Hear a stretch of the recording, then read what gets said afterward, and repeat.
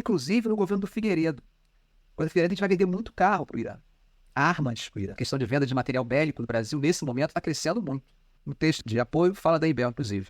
Já estava nesse momento já. Estabelecimento das relações com a China, no contexto de abertura da economia chinesa. Nós tivemos relações com a China políticas antes dos Estados Unidos. Os Estados Unidos defendeu a entrada da China na ONU, em 71, mas ela demorou mais do que a gente. Não. Exatamente. Quando aconteceu a Revolução Chinesa, lá em 49, houve todo um debate. E aí esse debate considerou o seguinte: o Chiang Kai-shek, que era o estadista, o governante da China até então, ele fugiu. E ele fugiu para a ilha de Formosa, né, que hoje a gente chama de Taiwan, né? E aí o que aconteceu? E começou a discutir a ideia de que existiam duas Chinas.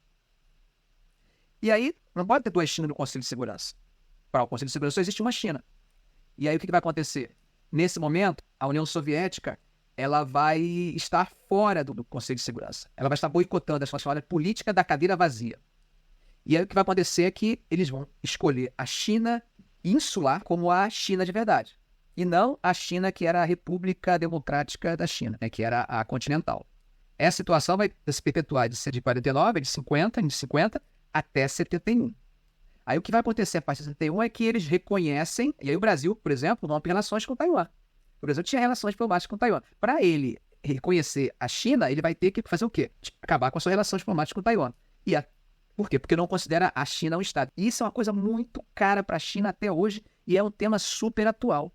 Está super atual. Está se discutindo muito ultimamente isso na relação e na expansão chinesa, na discussão, por exemplo, da nova rota da seda, que é essa discussão de que o país que participa e precisa, né, eles chamam de uma China, One China Policy, né, que é exatamente essa ideia de que só existe uma China.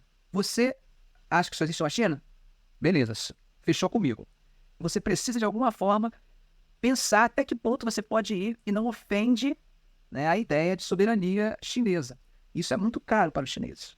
Os chineses, eles são defensores de uma certa estabilidade no mundo, tá? Porque a política deles parte do doméstico. E na concepção deles, o doméstico deles precisa de estabilidade externa. Mas existem alguns pontos que são inegociáveis. Esses pontos negociáveis, boa parte está ligada à questão territorial.